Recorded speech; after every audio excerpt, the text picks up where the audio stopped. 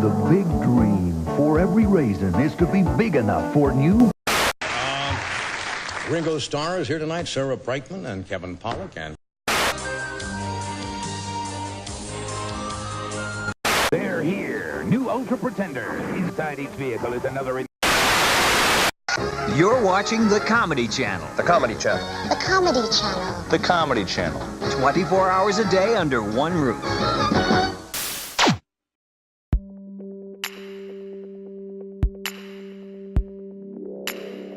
It was November of 1989 when Time Warner, owners of HBO, decided they'd create a television network that ran exclusively on comedic content. Something that had never been done in television. Well, now you are, actually. So on November 21st, 1989, the Comedy Channel was born. You can't go bowling route. The programs presented on the channel were broadcast at HBO Downtown Studios located at 120 East 23rd Street in Manhattan. Comedy networks were never a thing at that time, so Time Warner would have to fill in those time gaps to keep the audience coming. And why is it we live in a world where John Lennon was murdered, yet Barry Manilow continues to put out fucking albums? The schedule would involve original shows like The Sweet Life, Night After Night, Onion World, and Mystery Science Theater 3000, amongst others. Other unoriginal content on the network would be comedy movie classics from the 70s and 80s. This is a nice boy. In November of 1989, as soon as the Comedy Channel was finding its footing at certain hours of the days, there would be a compilation of comedy clips bundled up together. This would be known as short attention span theater, which in its first few episodes had no host segments and would simply be a means of presenting original clips of comedic content one after the other. Oh, yeah! It would be mostly a mix of comedians doing stand-up comedy and movie clips from films that had been playing on both HBO and Cinemax. Eventually in 1990, short attention span theater would change up its format by hiring Jon Stewart and Patty Roseborough as its presenters. The show would also involve a variety of guest hosts such as Sue Murphy, Laura Neitlinger, and Joe Bolster, amongst numerous others. Now, with all of this low-budget yet original content and lack of exposure, the Comedy Channel wasn't very popular to the mainstream public, mainly because of the limited distribution of cable providers.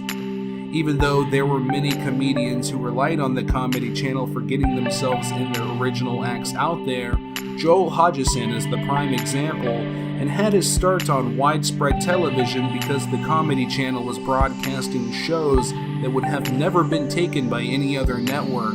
If it's funny, then it works.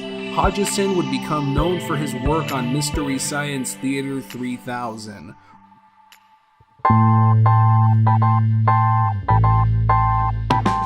Which was just a guy in a movie theater sitting with two puppets watching a movie. She better not breathe too hard or she might absorb some fog and gain weight. He had already debuted the show on local television in Minneapolis, Minnesota on KTMA. A guy watching a movie with two puppets. That's literally what it was. The comedy came with their commentary, otherwise known as riffing. What do we got? Another citizen who isn't ready for some football. Something like this would have never been seen on mainstay television if it weren't for the Comedy Channel's experimenting with new, fresh, never-before-seen ideas to produce comedy. Crazy how the show was pretty much just a glorified YouTube reaction channel. Something like this hadn't been seen since, and we didn't see it again really until YouTube's birth in 2005. Who knew comedians riffing on pop culture would become such a phenomenon? Rule of thumb, main characters get spooked, everyone else is clown food. So already in the Comedy Channel's inception, we've seen original programming, and they were popular.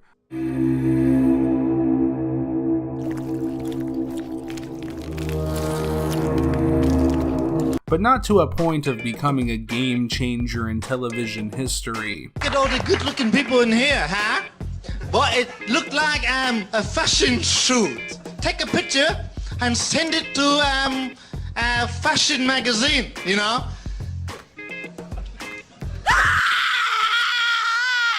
While the Comedy Channel was a fresh new idea for cable television in its first year, this whole idea of a network exclusive to comedy would only grow. So on April 1st, 1990, the Ha Network was born. Another network that would feature comedy content, owned by Viacom, the company that also owns MTV, Nickelodeon, and VH1. The greatest hits of music video. Now with the Comedy Channel putting its focus on stand-up acts and original programming, Ha would put its focus on classic comedies from the 50s up to the 70s. We'd like to sing another medley of our hits.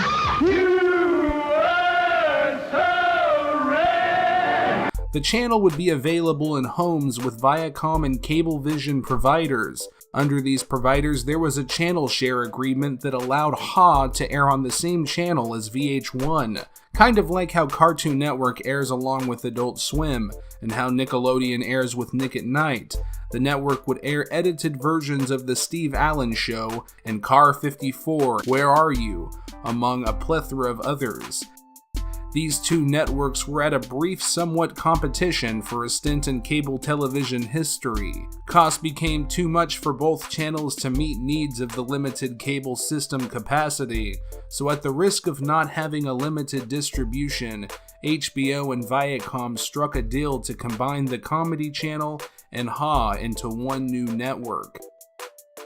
This relaunch would happen on April 1st, 1991, and was now known as CTV, the Comedy Network. But this name wouldn't last long, as just 2 months later they renamed the channel Comedy Central to prevent any problems with the Canadian broadcast television network CTV. Now, Comedy Central did have its humble beginnings, having a pretty small viewership as well as it being a new concept, and noteworthy original content for the channel was scarce, so it featured many sitcom reruns and comedy movies to fill in the time. But it would also feature half-hour specials featuring comedians doing stand-up. It became a true hybrid from what the two programs were originally by themselves. With the merge did not mean immediate success. Mystery Science Theater 3000 was still a pretty popular show for the time, and channel providing it. But other than them, there really wasn't any other show garnering in massive amounts of new viewers. And even when Comedy Central did something right, there was another network that showed interest and would snatch it away. Would you like some smokes?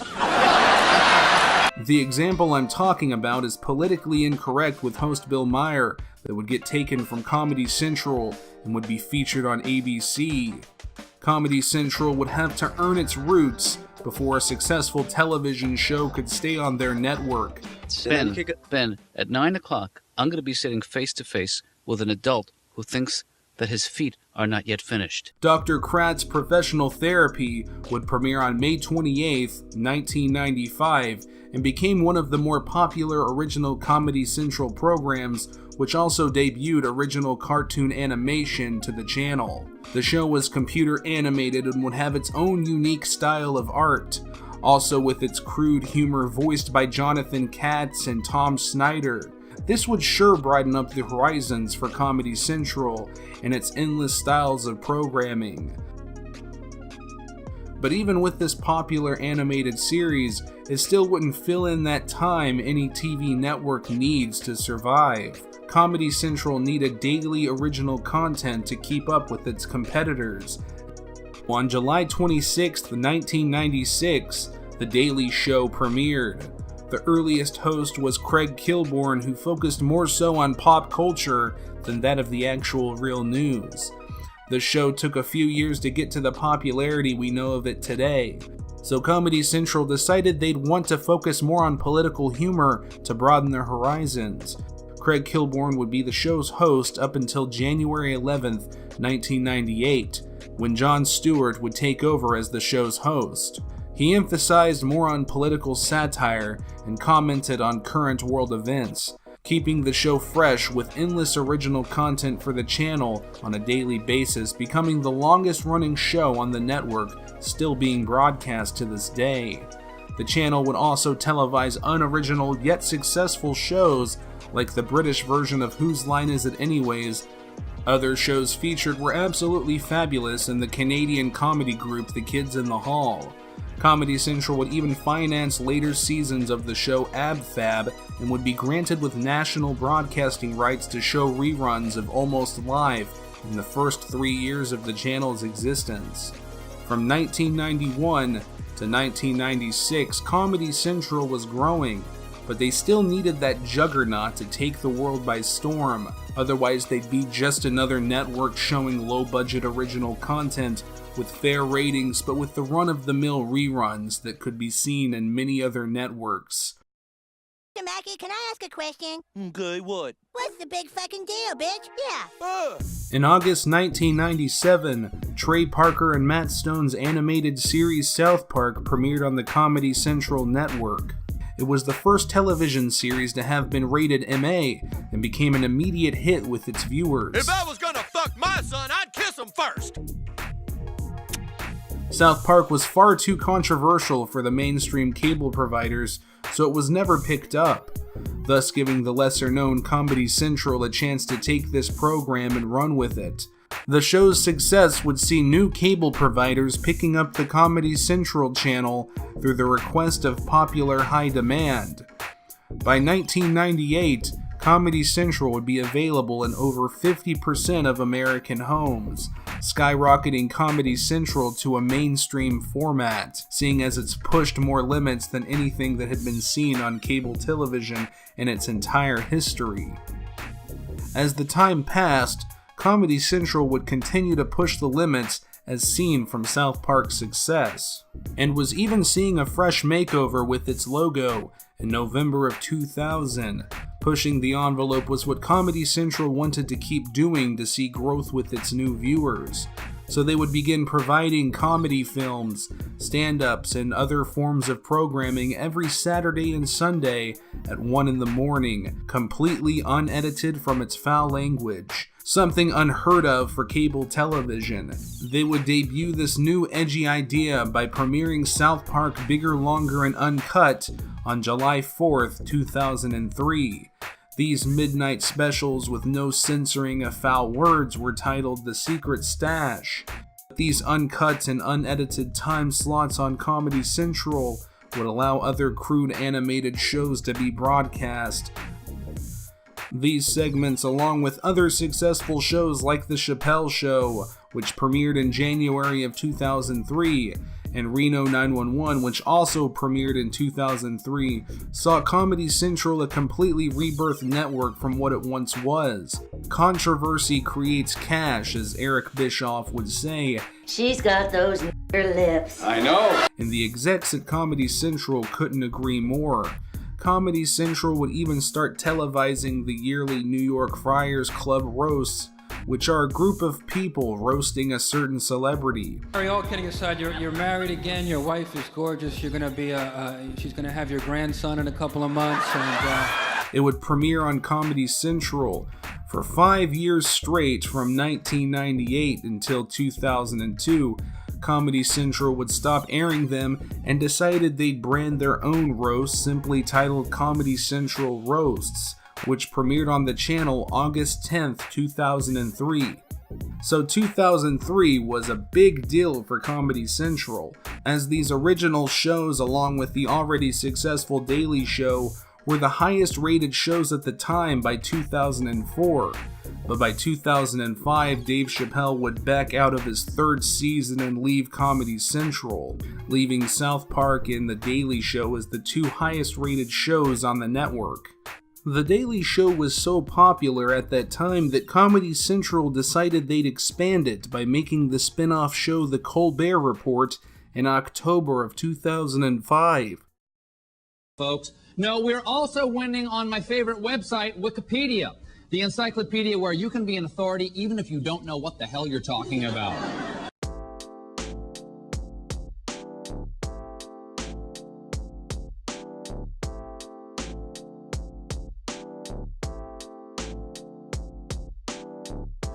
Doug Herzig, Comedy Central chief, reported that he wanted to see new seasons of South Park airing on Comedy Central forever, and that there was already talks of expanding The Daily Show for some time now.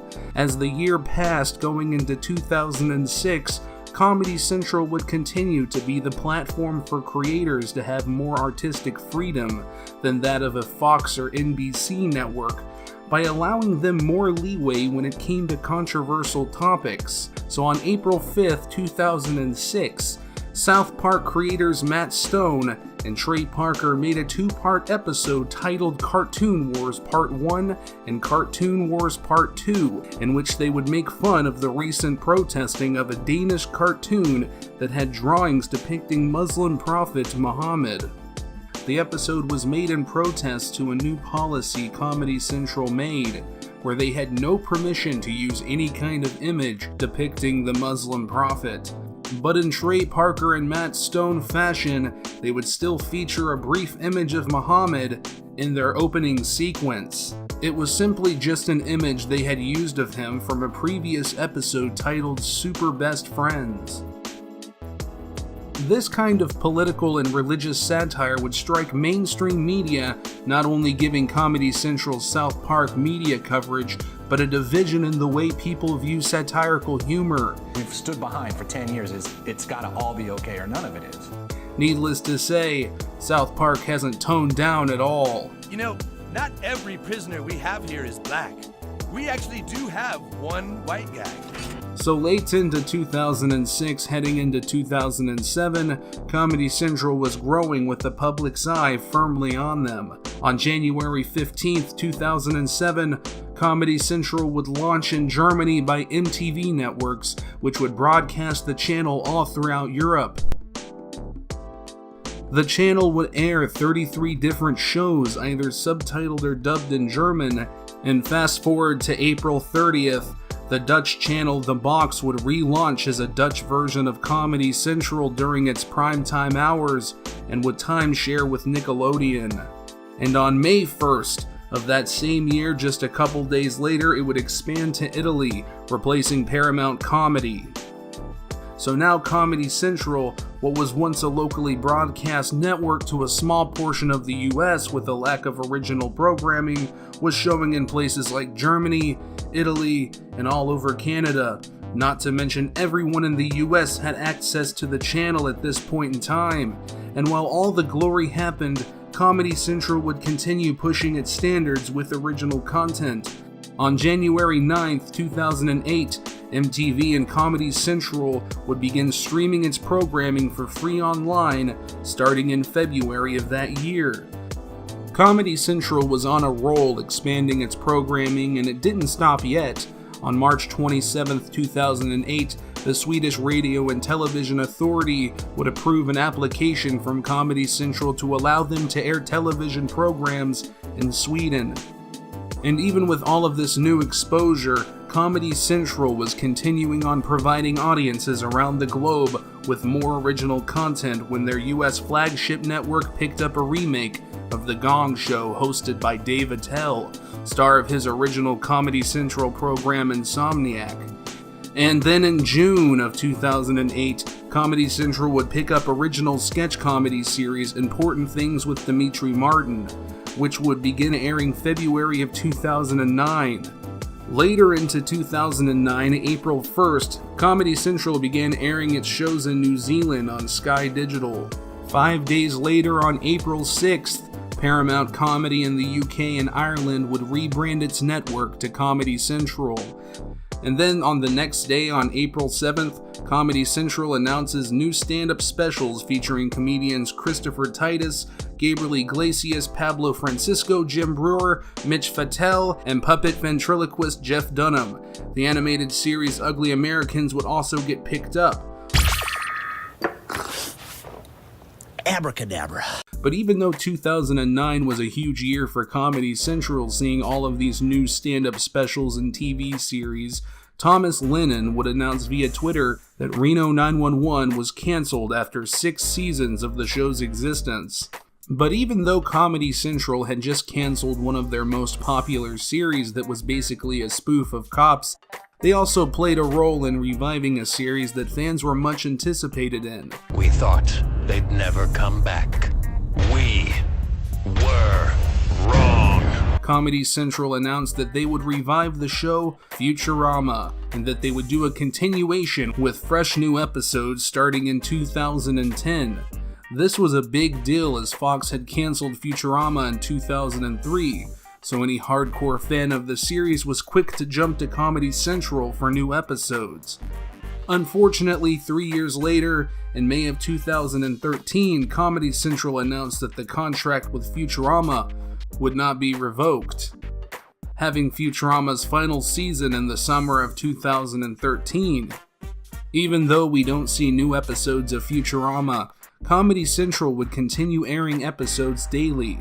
2010 was another big year for Comedy Central, especially with the controversial series South Park. In April of 2010, Trey Parker and Matt Stone would create 2 episodes of South Park for their 200th and 201st episodes, revisiting the Muslim figure Muhammad. By the second part of this Muhammad series, Comedy Central censored every likeness of the Muhammad name, which would include 3 entire monologues. After years of the controversial Super Best Friends episode of South Park not airing, it would finally make its way onto TV. Though the show did air, Comedy Central censored Muhammad with a black bar that read "censored" every time he made an appearance. Parker and Stone have gone on to state that Comedy Central forbids them from ever airing the original episode, and that the bleeps were added in weeks after the show was already finished. If there's anything we've all learned, it's that terrorizing people works. Comedy Central would even deny them in posting the original to South Park Studios. Oh, South Park, even too mature for the most maturest of networks.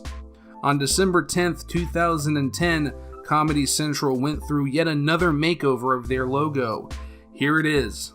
There's the old one. And there's the new one. I'm not going to analyze logos too much. Moving into 2012, on January 23rd, Viacom 18 would launch the channel in India. Then on November 1st of 2012, StarHub launched Comedy Central Asia in Singapore. Also in 2012, Adam.com would become absorbed into Comedy Central. So if you type in Adam.com, it will take you to Comedy Central's website. Comedy Central would add to its daily programming with a daily night show titled At Midnight with host Chris Hardwick, in which featured 3 special guests, usually comedians or celebrities, to have a joke-off about popular viral videos or questionable photos, which would begin airing from October 21st, 2013 until August 4th, 2017, where it was cancelled after airing its 600th hour-long episode. The cancellations would keep coming, as in 2014, Stephen Colbert announced that he was leaving Comedy Central to go host The Late Show with Stephen Colbert on CBS following David Letterman's retirement, who was also the first host of The Late Show. On December 18th, 2014, after 9 years and 1,447 consecutive episodes, The Colbert Report aired its final episode. The episode would see 2.481 million viewers, making it the most watched episode of The Colbert Report of all time. The Colbert Report would be replaced by Larry Wilmore from The Daily Show. The show was titled The Nightly Show with Larry Wilmore and would air from January 19th, 2015 until August 18th, 2016, when it was canceled because of low ratings. Colbert wasn't the only one leaving Comedy Central though, as in just 3 months after he left, Jon Stewart would announce that he would retire from hosting The Daily Show after 16 years of hosting on February 10th, 2016. The final episode of The Daily Show would air on August 6th, 2016 as a 52-minute goodbye special. Trevor Noah would become the replacement host to The Daily Show starting on September 28th, 2015, and he was a little more fortunate than Larry Wilmore and still has his show airing today. But even though Comedy Central has its ups and ups and ups and some downs, On January 25th of 2017, the Finnish government granted television programming licenses in the UHF brand. The grant applied by Nickelodeon International Ltd. allows Comedy Central to broadcast from the 17th of May 2017 until the 10th of January of 2027. So we will still see much more Comedy Central to come. And hey, maybe in 10 years I'll make a part 2 to this video. Yeah, right. It's me, Jesus. What a great video. If you want to see more from Mandatory Playground, then hit that subscribe button. If hitting that subscribe button sounds like too much work, well, remember, I literally died for you. Hit that subscribe button, and maybe heaven awaits. Maybe. There's no guarantees.